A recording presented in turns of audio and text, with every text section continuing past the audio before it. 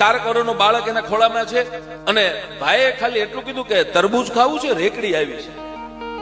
બહુ ઝીણી વાત તમે જોજો. એટલે પાછળથી બેને કીધું હા તરબૂચ ખાઈએ, લાલાને ખવડાવીએ.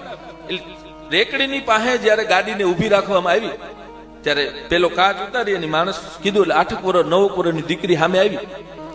કીધું બેટા તરબૂચ વેચો છો? હા. શું ભાવ છે? કે 50 રૂપિયાનું એક તરબૂચ. સા તો પાછળથી બેન બોલ્યા 50 હોય અટાણે બજારમાં જાય છે, અમને ખબર છે 30 રૂપિયાનું એક તરબૂચ હોય. દીકરી આમ સામે સામે જોઈ રહી, પાછળથી બેને કાચ ઉતાર્યો અને પછી એટલું કીધું કે બેટા અમારા ખોળામાં બેઠો એ બાળક માટે, એ દીકરા માટે, જો તારા ભાઈ જેવો લાગે છે, જો એના માટે તરબૂચ લેવું છે. બહુ ઝીણી વાતો જોજો સાહેબ, ધ્યાનથી સાંભળજો. વાત આના માટે લેવું છે, તારા ભાઈ માટે લેવું છે, તારા ભાઈ માટે લેવું. એટલું કીધું ને એટલે દીકરીએ કાચમાંથી હાથ લાંબો કર્યો, સામેથી ભાઈએ હાથ લાંબો કર્યો. 4 વર્ષના બાળકે હળવેક તેની કાચમાંથી દીકરાને લઈ લીધો અને રેકડીની પાસે ગરીબ માણસની દીકરી જેને કીધું ભાઈ આમાંથી તારે જે જોઈ લઈ લે. દીકરો છે મૌન છે, 4 કરોડનું બાળક હતું, એને શું ખબર હોય. હારામ હારું તરબૂચ લઈને હાથમાં દીધું, હજી હાલતી થાય તો હાથમાંથી તરબૂચ પડી ગયું, એ તો પડ્યું એટલે ફાટી ગયું. તા તો ગાડીમાંથી બેન બોલ્યા કે ઈ તારું ગયું હો, ઈ ગાડી સુધી નથી પૂગ્યું, આ તો તારું ગયું, એના પૈસા અમે નહીં આપીએ. પાછી દીકરી ભાઈને લઈ અને રેકડી પાસે જઈને બીજું તરબૂચ આપ્યું, પછી પોતે લઈ અને તરબૂચ અંબાવી, દીકરાને અંબાવી. દીકરી એટલું બોલી કે તમે આગળ કઈક બોલ્યા હતા કે તને એક જ તરબૂચના અમે પૈસા આપશું. કે પૈસાની વાત તો ન્યારે, પણ આગળ તમે બીજું કઈક કીધું હતું કે હા એમ કીધું હતું તારો ભાઈ, આ ભાઈ છે તારા ભાઈ જેવો નથી લાગતો. તા તો દીકરી 8-9 વર્ષની દીકરી રોવા મળી. એને કીધું આ તરબૂચના પૈસા નથી જોતા.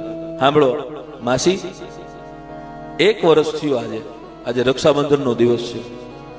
અમે ગરીબ માણસ છીએ એટલે ઝૂંપડામાં રહી છીએ.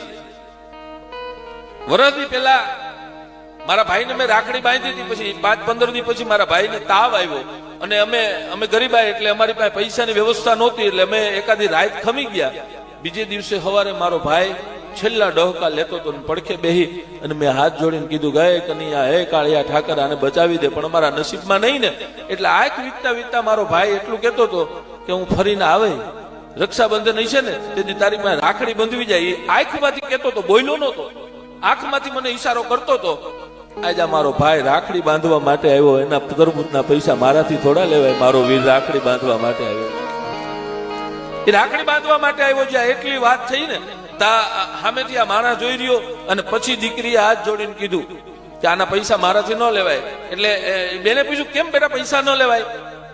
કે પૈસા એટલા માટે મારાથી ન લેવાય, જ્યાં સંબંધની વાત આવી જાય ને ત્યાં પછી પૈસાની વાત નથી આવતી. જ્યાં સંબંધ આવી જાય ત્યાં પૈસા પૂરા થઈ જાય છે. એ બાઈ હળવેક દઈને ગાડીમાંથી નીચે ઉતરી અને એની પાકીટમાંથી 5-7-10 હજારની જાંજરી હતી, જાંજરી લઈને દીકરીને મેળી પહેરાવા. તો એ ભાઈએ ઉતરીને એટલું કીધું કે આગળ તું 20 રૂપિયાની ગણતરી કરતી હતી, અટાણા 10,000નો દાગીનો જાય છે. તો એ 30-35 વર્ષના બેન એટલું બોલ્યા હતા. 7 વર્ષની દીકરી મને સમજાવી ગઈ જ્યાં સંબંધ આવે ને ત્યાં પછી ગણતરી ન કરવાની હોય, ત્યાં ગણતરી ન કરવાની હોય. એટલી જ્યાં વાત થઈ ત્યાં ભાઈએ પોતાનો મોબાઈલ કાઢી અને એના મોટા ભાઈને ફોન કર્યો. જોજો સમજદારી કેને કહેવાય, ટકોરા લાગે ને આવી જગ્યાએ લાગી જાય. આવી ઝીણી વાતમાં ટકોરા લાગે. આ તબલું છે ને, આ સૂર મૂકે ને એટલે તમે જોજો ને હથોડીથી જરીક આમ કરે ને તા પાછું સૂરમાં લઈ લે. ફૂકામ આ સૂરમાં આવી જાય છે. અમુક ને તો અમે ઘણ મારીએ તો નથી આવતા, એને અમે કેમ વાતું કરવી, એની અમે શું વાતું કરવી? આ ટકોર છે બધી. એનો ભાઈ છે, એ ભાઈએ પોતાનો મોબાઈલ કાઢી અને ફોન કર્યો. એટલે એના પત્ની કીધું તમે કેને ફોન કરો છો? સામેથી ફોન ઉપડ્યો ને એટલે 2 મિનિટ સુધી તો આ માણસ બોલી ન હોય, ગળગળો થઈ ગયો. અને પછી પોતે એટલું બોલ્યો મોટા ભાઈ મારી ભૂલ થઈ ગઈ, તારી સામે મેં રોડ ટચની જમીનનો જે કેસ કર્યો ને આજથી હું પાછો ખેંચું છું, એ જમીન તને આપી દઉં છું. મને ખબર નહોતી, આ દીકરી શીખવાડી ગઈ કે સંબંધમાં કોઈ દી ગણતરી કરવાની ન હોય. તું તો મારો માં જઈડો છું, મારાથી ગણતરી ન કરવાની, મારી ભૂલ થઈ. તો મોટા ભાઈ એટલું કીધું તું લાલા છો ક્યાં?